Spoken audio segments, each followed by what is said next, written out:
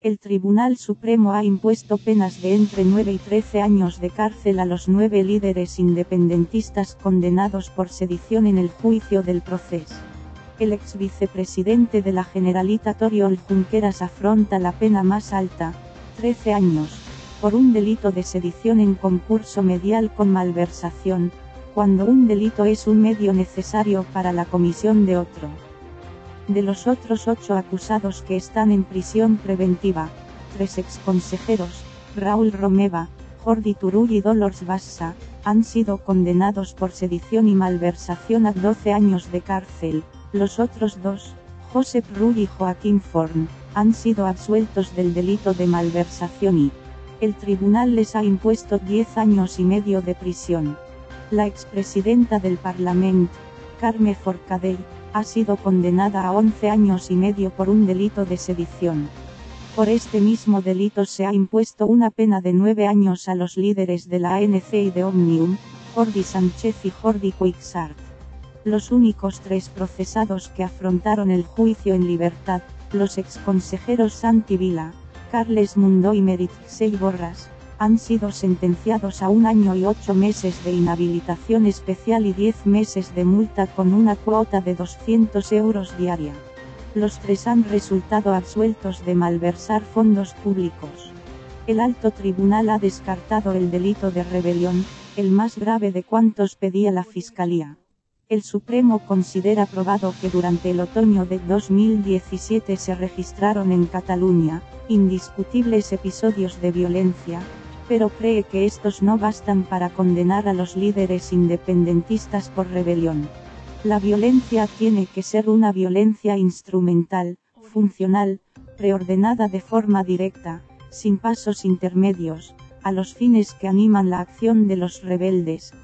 Señala la Sala, que cree que los altercados que hubo en Cataluña eran insuficientes para imponer de hecho la efectiva independencia territorial y la derogación de la Constitución. Dicho con otras palabras, es violencia para lograr la secesión, no violencia para crear un clima o un escenario en que se haga más viable una ulterior negociación, afirma el tribunal. Como prueba de que la violencia no era una parte estructural del plan, los magistrados recuerdan que bastó una decisión del Tribunal Constitucional para que no se aplicaran las leyes de ruptura aprobadas por el Parlamento y solo hizo falta la mera exhibición de unas páginas del Boletín Oficial del Estado que publicaban la aplicación del artículo 155 de la Constitución para que algunos de los procesados hubieran, y los que se quedaron en España desistieran incondicionalmente de la aventura que habían emprendido. El tribunal que preside Manuel Marchena ha asumido la calificación jurídica que llevó al juicio la Abogacía del Estado, la sedición, al entender que los líderes del proceso no instigaron actos de violencia como parte de su plan secesionista, aunque sí movilizaron a la ciudadanía, en un alzamiento público y tumultuario, para impedir la aplicación de las leyes y obstaculizar el cumplimiento de las decisiones judiciales. El delito de sedición se impone a los 9 acusados que están en prisión preventiva y a los que la Fiscalía consideraba líderes de la rebelión. La decisión del Supremo de no condenarles por este delito implica una importante reducción de pena respecto a lo que pedía el Ministerio Público. En el caso de Junqueras, la rebaja es de casi la mitad, de 25 a 13. Los líderes de ANC y Òmnium, a los que la Fiscalía consideraba promotores de la rebelión, ven también reducida su pena en 8 años, de 17 a 9. La sentencia absuelve a Rull, Forn, Vila, Mundó y Borràs del delito de malversación, lo que rebaja la pena de prisión de los 2 primeros y libra de la cárcel a los 3 que estaban en libertad condicional. Es cierto, según el tribunal, que todos ellos suscribieron un acuerdo del gobierno para asumir de forma solidaria los gastos que se promovieran para la realización del referéndum. Pero no ha quedado probado que hubieran puesto la estructura de los departamentos que dirigían al servicio de gastos concretos para la celebración del referéndum ilegal. La sentencia pone fin a 2 años de proceso judicial que arrancaron el 16 de octubre, de 2017 con el encarcelamiento de los líderes de la Asamblea Nacional Catalana, ANC, y Òmnium Cultural, Jordi Sánchez y Jordi Cuixart. 2 semanas después, la Fiscalía General del Estado se querelló contra todo el gobierno de Carles Puigdemont y los miembros de la mesa del Parlamento que habían permitido que se votara la declaración unilateral de independencia el 27 de octubre. El entonces presidente y 5 exconsellers huyeron de España y la Audiencia Nacional encarceló a Junqueras y otros 6 miembros del gobierno. El Tribunal Supremo acabó asumiendo el caso y en febrero pasado sentó en el banquillo a 12 líderes independentistas, 9 de ellos en prisión preventiva: Junqueras, Sánchez, Cuixart, los exconsejeros Dolors Bassa, Joaquín Forn, Raúl Romeva, Jordi Turull y Josep Rull. Y la expresidenta del Parlamento Carme Forcadell. Cada día eran trasladados al Supremo desde las cárceles de Soto del Real, los hombres, y Alcalá Meco, las mujeres, y devueltos a sus celdas al terminar la jornada. La sala ha buscado un fallo unánime, sin votos particulares que puedan abrir la puerta a cuestionar la decisión mayoritaria.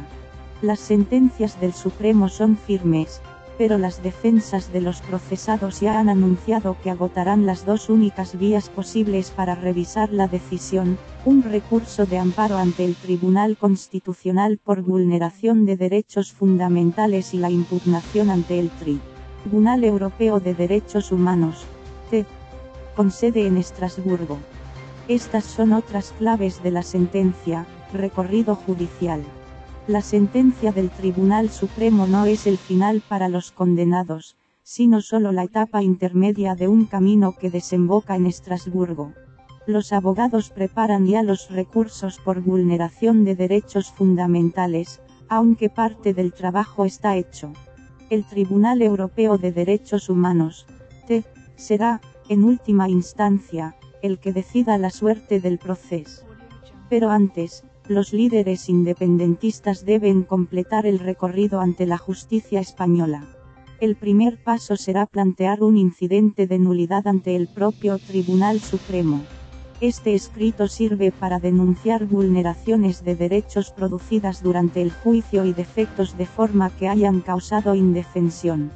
Algunas defensas, como la del presidente de Òmnium Cultural, Jordi Cuixart, han incidido en esa idea durante las sesiones, lo mismo que la plataforma de observadores internacional Trial Watch, ITW.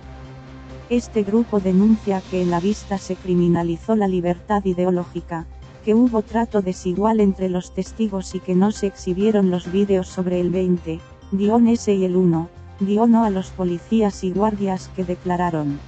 Las defensas disponen de 20 días para presentar ese incidente de nulidad, que es un paso previo antes de plantear un recurso extraordinario de amparo ante el Tribunal Constitucional, TC. Los abogados consultados se inclinan por plantear el incidente de nulidad. Se han dado casos en los que el Constitucional ha rechazado admitir a trámite un recurso precisamente por no haber agotado las vías ordinarias. Después de ese trámite, las defensas dan por hecho que el Supremo rechazará de plano las alegaciones, será el turno de acudir al Constitucional, condición sine qua non para llegar a Europa. Solo alrededor del 3% de los recursos se admiten a trámite, ya que las causas de amparo están muy tasadas, vulneración de derechos fundamentales, y tienen que referirse a materias con especial trascendencia constitucional. La del proceso lo es y los abogados no dudan en que la cuestión será examinada, como lo han sido todas las que han planteado a lo largo de la instrucción sobre, por ejemplo, la prisión provisional de los líderes independentistas. El plazo para acudir al Constitucional es de 30 días.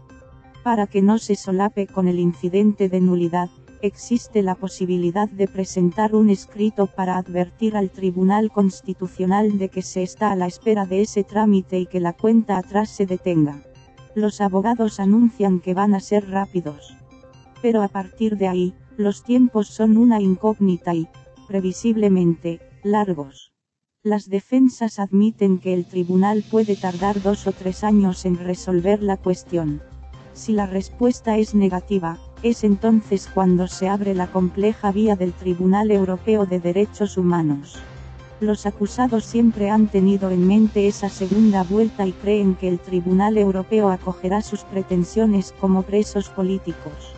El tribunal, por ejemplo, tiene en cuenta que los condenados hayan declarado a todas las partes. El ex vicepresidente de la Generalitat, Oriol Junqueras, rechazó contestar al fiscal. El indulto. Una opción muy distinta a los recursos es el indulto. Es una medida de gracia, data de una ley de 1870, renovada en distintas ocasiones, por la que el gobierno puede cancelar la pena a un condenado en sentencia firme. Aunque Esquerra ha anunciado que no solicitará jamás un indulto, lo cierto es que puede pedirlo cualquier ciudadano en nombre del interesado. Y puede ser total o parcial. No es necesario en ningún caso que el condenado pida perdón o muestre su arrepentimiento por los hechos cometidos. Como el indulto lo concede el Consejo de Ministros, previa recepción de un informe del juez del tribunal sentenciador, que no es vinculante, plantea también, en el caso del proceso, un conflicto político. El presidente del gobierno en funciones, Pedro Sánchez, ha sido extremadamente prudente a la hora de pronunciarse sobre la concesión de un indulto que PP y Ciudadanos rechazan. La idea ha sido defendida, con matices, por el líder del PSC, Miquel Iceta. La malversación de fondos públicos. El desvío de fondos públicos de la Generalitat para la celebración del referéndum ilegal del 1 de octubre, de 2017 paso obligado para la declaración de independencia, ha quedado acreditado en los hechos probados de la sentencia del proceso. Los gastos del referéndum relacionados con la publicidad institucional, organización de la administración, confección del registro de catalanes en el exterior, material electoral, pago de observadores internacionales y aplicaciones informáticas son expresivos de la consciente y voluntaria desviación de destino de los fondos públicos, señala la sentencia 0. El tribunal afirma que este uso de los fondos supusieron gastos ajenos a cualquier fin público lícito y se ordenaron careciendo de cualquier cobertura presupuestaria.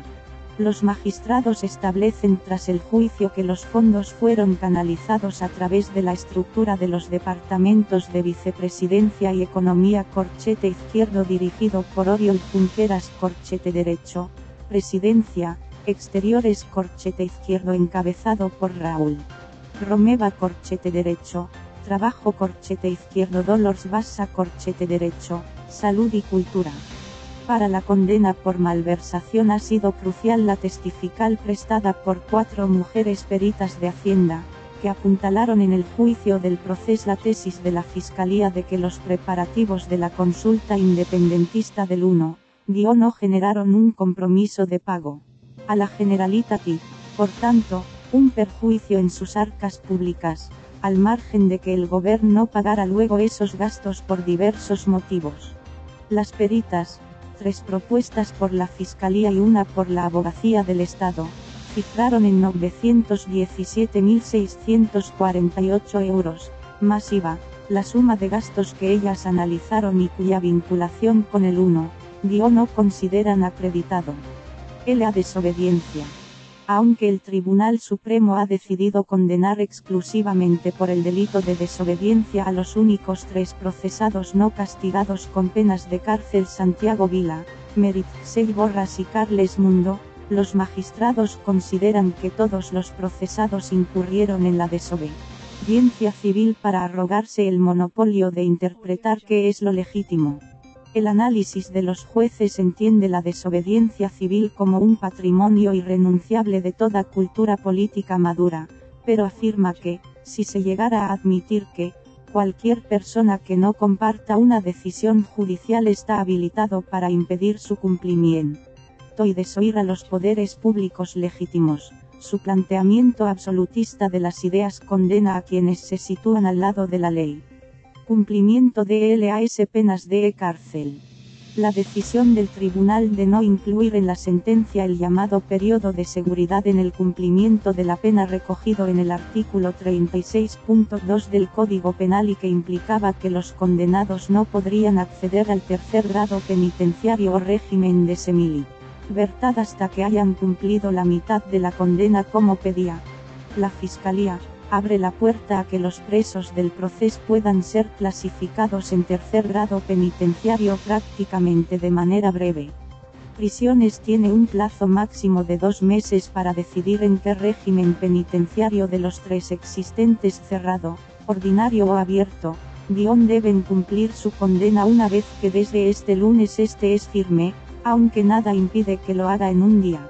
El primer paso es que las juntas de tratamiento, un órgano interno compuesto por diferentes profesionales penitenciarios, de las 3 cárceles catalanas en el que los 9 condenados a penas de prisión están actualmente recluidos, hagan una propuesta individualizada de cada uno de los presos en su reunión semanal. Esa propuesta debe ser posteriormente aprobada por los servicios penitenciarios de la Generalitat. En el caso de que esa propuesta sea el llamado régimen abierto o semilibertad, la Fiscalía tiene la opción de recurrir en primera instancia ante el juez de vigilancia penitenciaria y, si éste la mantiene, ante la audiencia provincial, que tiene la última palabra. Si, por el contrario, opta por el segundo grado u ordinario, los presos tendrán que esperar a haber cumplido una cuarta parte de su condena. En el caso de Junqueras, 3 años y 3 meses, aunque ya lleva prácticamente 2 en prisión preventiva, para poder solicitar permisos de salida que, posteriormente, deben ser autorizados. Fiscalía también puede recurrirlos. Sin embargo, esta clasificación en segundo grado no cierra de modo definitivo la posibilidad de que acceden a alguno de los beneficios del régimen de semilibertad. En el caso de Jordi Sánchez y Jordi Cuixart, los líderes de ANC y Òmnium Cultural, su condena de 9 años de cárcel les permitiría acceder al tercer grado a los 27 meses de cumplimiento. Dentro de 3 meses, pueden empezar a gozar de un régimen de semilibertad. Así, una vez clasificados en el segundo grado, en el que están la mayoría de los reclusos en España, la Junta de Tratamiento pueden proponer, y la Generalitat acordar, la aplicación del artículo 100.2 del régimen penitenciario, que permitiría al preso salir de prisión a diario a trabajar o salidas de fin de semana, propias del tercer grado. Esta decisión debe ser comunicada al juez de vigilancia penitenciaria, aunque su aplicación es inmediata. No obstante, puede ser recurrida por la Fiscalía. El otro camino es el artículo 117 del mismo texto legal, que es el que en la actualidad permite a Iñaki Urdangarín abandonar la prisión 2 veces por semana para ayudar en un centro de personas con discapacidad. En este caso, la decisión debe ser previamente aprobada por un juez para que se ejecute y, además, debe incluir un programa concreto de atención especializada que sea necesario para el tratamiento y reinserción social del recluso. También puede ser recurrida.